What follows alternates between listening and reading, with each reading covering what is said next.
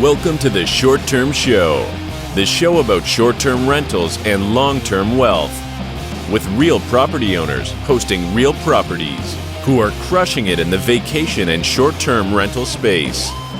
And here's your host, Avery Carl.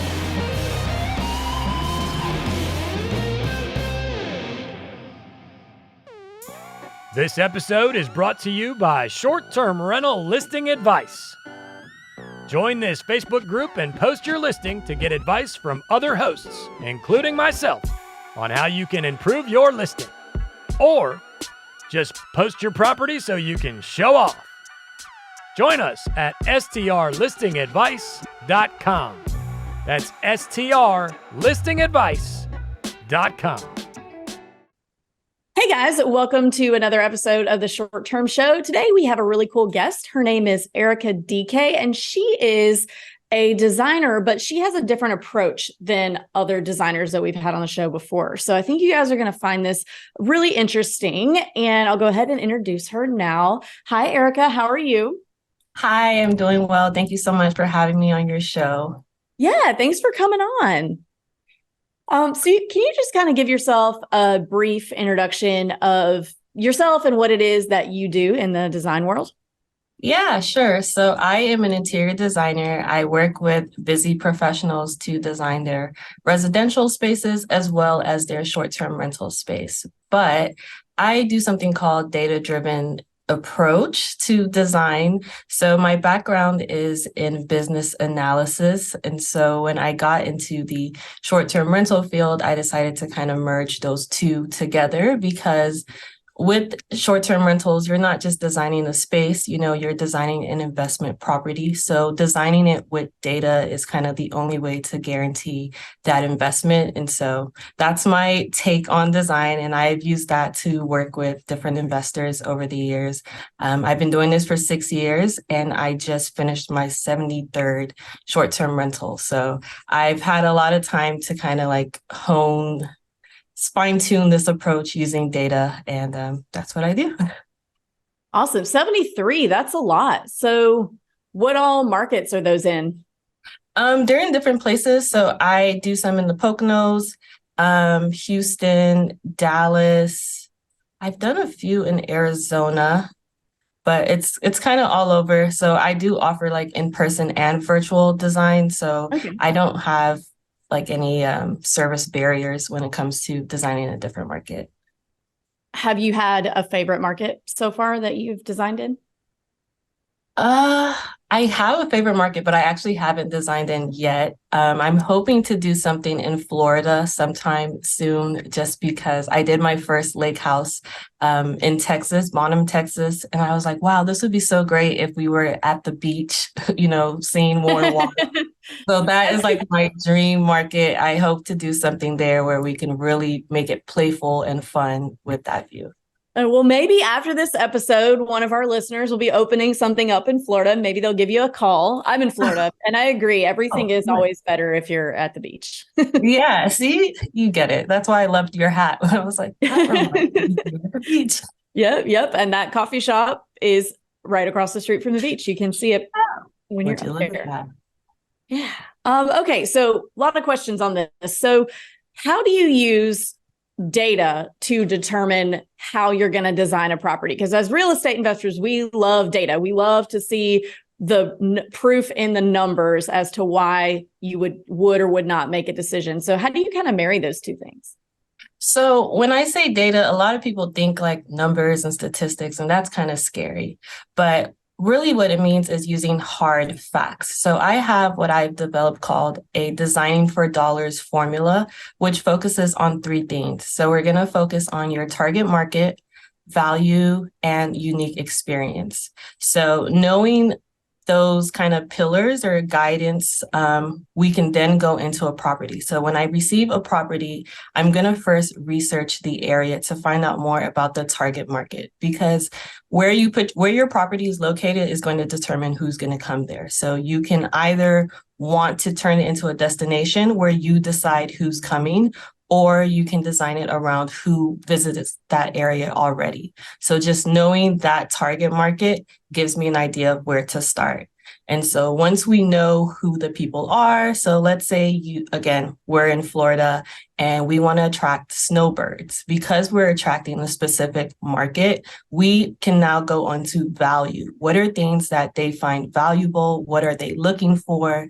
Because when a guest is looking for a space, they're not looking at the design. As investors and hosts, we think that guests want to pick the prettiest place, but they are looking for a certain experience. There's a reason they're coming. And so if we anticipate that in the design, when they look at these listings, your listing is going to stand out because it's reflecting that value. Like, oh, these are all the things I actually need, and this listing has it. And oh, this listing looks good. So it's scroll stopping. So they are being attracted to it because the design was intentional to do that. So it's a 3-part process, but just focusing on the target market, what they find valuable, and how to create a unique experience based on your property. So not necessarily a unique experience in general, but like using features in your home to create a unique experience that they would only find at that property. So when you put those 3 things together, it's kind of like automatic to get those bookings, to get, those people looking at your space, because it was intentional in the design and not just making it look good. So that, in a nutshell, that's how I use data to design a space. Okay, gotcha. So when you say unique, do you mean like, okay, we're doing a geodesic dome, or just like, we're theming a house really, really cute? Like, what's behind you? Your backdrop is totally cute, whatever room you're in. Oh, I love it. That's my office. So unique it could be anything, honestly. So if, let's say we want to do a themed listing, maybe because you are located by Hollywood or something like that, then our theme would make sense there. But there are some markets where themes don't work. So for example, I was in the space group, and there was a host in there who had a 1-bedroom, super themed out apartment. It was like bachelorette themed. But the problem was, although it had a theme and it looked good and it was unique, the target market didn't match that theme. So if you are designing for bachelorette parties, it's going to be a large group. But because it's an apartment that sleeps only 2 guests, now you're having to create like, okay, maybe best friends, maybe mom and daughter or sisters. The unique experience didn't match the target market and the value. So it always has to hit all those 3 points for it to work. So if I'm doing a theme space, it has to work. But overall, when I say unique, think about like, if you have a really great view in your property, then creating a unique experience around that view would be maybe creating a seating area where you can sit and take in the view, or maybe choosing certain chairs that will create a photo backdrop with the view behind you. Just being creative and pulling in that feature or that experience and creating a moment out of it that a guest can only experience at your property.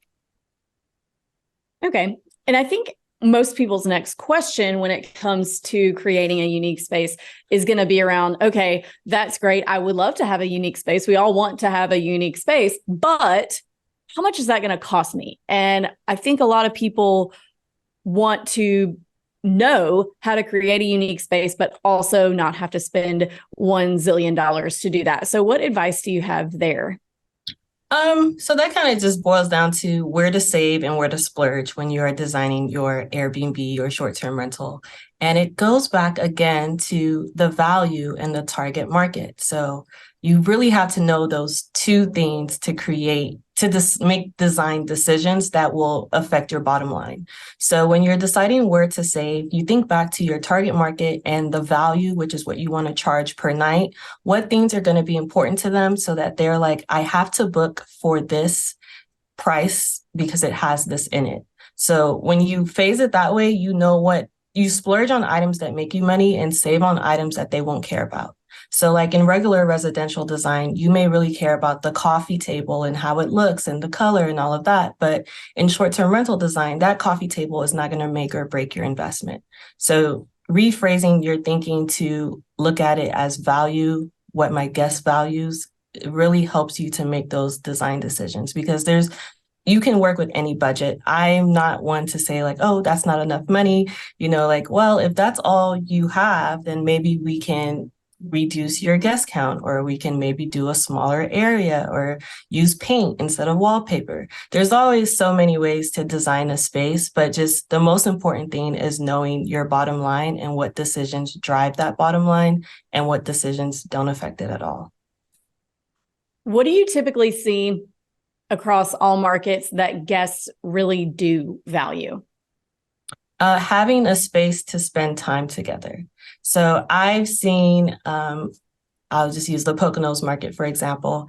I always make sure, because when people book in that area, they want to spend time together. They want to spend time in nature, but there are also large groups that like to break away. So thinking about your living situation, like the living seating, the communal spaces, making sure there's enough seats at the dining table, making sure you don't have a futon in the living room, but you have a nice sofa and maybe some accent chairs so that everyone isn't sitting together. Sometimes you see those U-shaped sectionals, and like that only works for a super close family because we're all having to sit next to each other. But when you create a living space that flows with different pieces, a large sofa, a bench, some large ottomans, sectionals, not swivel chairs, it creates enough room for everybody, but also gives everyone space to break apart. Management Monday is proud to present this episode of the Short Term Show. Management Monday is a weekly course that will teach you everything you need to know about managing a short-term rental from a distance. How to get more bookings, higher ADR, how to hire and fire vendors. Even if you don't want to manage it yourself, you need this course so you know how to manage your manager. Over 10,000 superhosts started their career with Management Monday. And the best part is, it's free for short-term shop clients. Start your journey today at theshorttermshop.com. Theshorttermshop.com. Hey guys, if you're enjoying the content of our podcast, but you have additional short-term rental questions, we host a weekly live question session that you guys can join for free. It's at 1 p.m. Eastern on Thursdays. And if you head over to strquestions.com, you can sign up. So not only am I the host of this show, but I also own and manage my own properties, and I'd be happy to answer any questions that you have about short-term rental investing. So please join us anytime for a free weekly live Q&A on Zoom. Sign up at strquestions.com. And what would you say in contrast to that? What's one thing that investors might mistakenly think is really important to guests, but actually hasn't ended up being important to them? That's a good question. I'm going to say murals. And specifically the murals that have like the location name on it, because it's kind of like a postcard. So I know those murals, they take a lot of time to do, maybe like a week or two, and then they also cost money. I don't think murals are going to attract someone to book in that space if it doesn't have all the important things like the bed with the nightstands and the nightlife. So even if you have this super cool Instagram worthy wall, but you are missing in other functional areas like the kitchen, or there's not enough lighting in the bathroom, you could still see a drop in your occupancy rate and having to reduce your nightly rate to attract, any type of bookings. So I would say instead of mural walls, maybe focus on things that are unique. So if I'll use the Poconos again because it's on my mind. If you have a Poconos property, instead of doing a mural wall that says Poconos, you could do something maybe with some unique kayaks. So maybe custom painted kayaks, and you can display that on the wall, because that is something that someone can book that specific property for because another property doesn't have it. So I wouldn't say don't do accent walls or Instagram walls, but be creative and make sure it's truly unique. Gotcha. And I think where I see people get tripped up, because I do think that in the right markets, the mural walls, like the postcard mural walls, can do really well and can get you booked. But you have to be really careful, because I've seen people hire muralists and then it kind of looks like a kid did it. And you can tell it actually, I think, just cheapens the entire thing when you list it that way. And then people don't book it at all because they see like they would have booked it more if it hadn't been there than if the bad one was there. So you guys, if you are doing mural walls, which I'm a fan of in the right markets, but make sure that you definitely vet your muralist. Make sure that it's not going to look like my 5-year-old did it.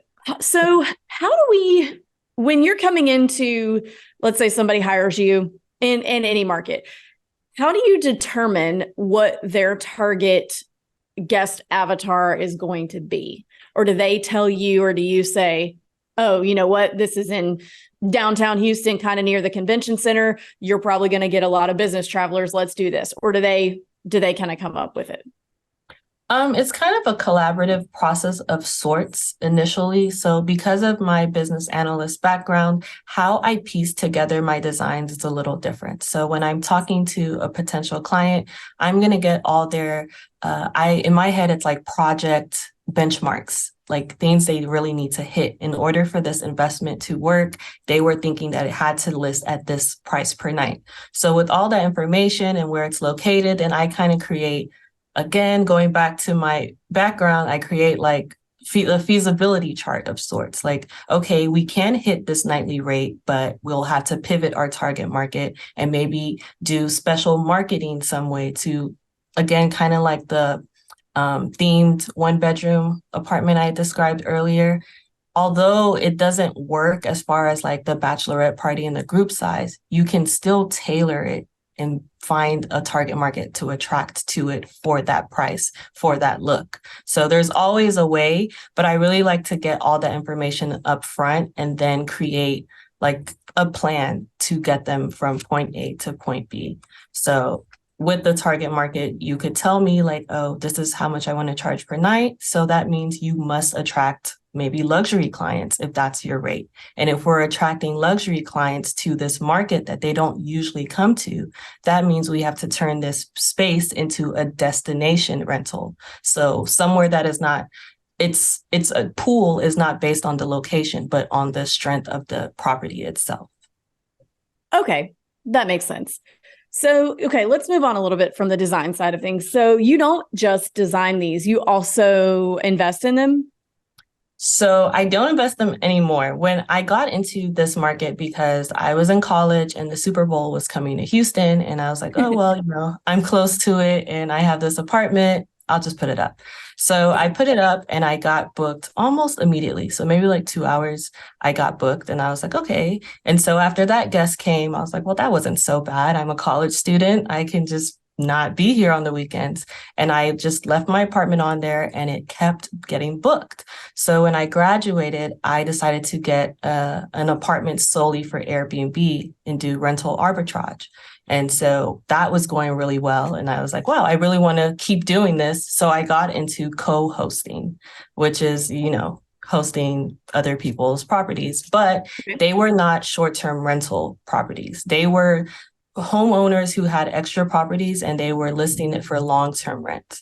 So I would find them on like just different platforms and reach out to them and say, hey, I can make you more money than a long-term rental. And they'd be like, okay, fine. How much is the budget? And so in that process, I had to really develop a formula to get, because they're not open to short-term rental at that point, so I have to make this investment profitable for them. And so once I figured that out and how to design for the things that mattered, it didn't matter what their budget was. I could get it done quickly and just get it up and running. And so from there, I started co-hosting. I had about like 13 rentals when I stopped co-hosting because I am an introvert and I was young. So I found like at that time, I didn't really want to be talking to guests all the time. Even though a lot of things were automated, I still had to talk to guests occasionally. And I just really enjoyed the design part of it. So I am not investing or doing any type of short-term rentals right now.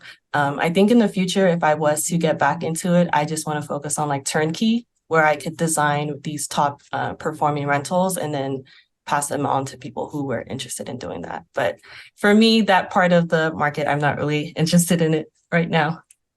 Okay, gotcha. So you don't like dealing with people. I can relate to that. I understand. Yeah. Did you ever think about maybe like getting a VA to handle that kind of stuff for you, or was it like the money wasn't worth it, or the not necessarily not worth it, but were you making more money doing the design than the actual management?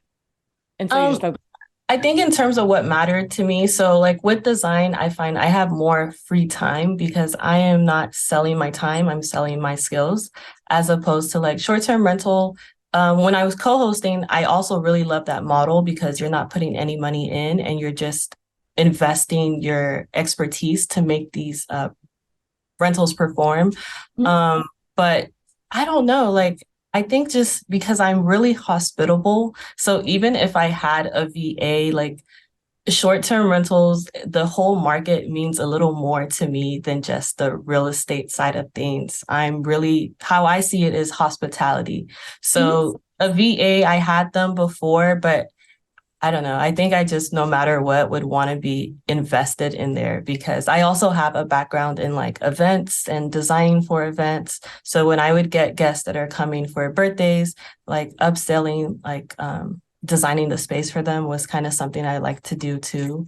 So I don't know. I just, because I get that question a lot because a lot of my clients, they have these properties and I'm telling them, you know, you can make money. But for me, I don't know. I'm just not really interested in it right now. Maybe again, because I'm a little younger, maybe when I get older, it'll be something that I want to consider. But I don't know. Right now, it's just, I love the design. Okay, that's fine. You know, there's ain't no shame in that of doing what you want to do, what you enjoy most and sticking to that. I admire that for sure. So is there anything that we haven't covered related to design and choosing design that you think our listeners would benefit from hearing before we move on to the last three questions of the show? Yeah, I guess I would say just to when you first get into short-term rentals, I know it's sometimes marketed as real estate. You know, acquiring the property is real estate, but in order for that investment to succeed, you really need to become an expert in the hospitality field and being all about what makes your guest happy. Because if you make your guest happy, that's how you get bookings. It doesn't matter if you change your title or you use ChatGPT for a super crazy description. Like if you don't have the things that they're looking for when they are looking, they're not going to book.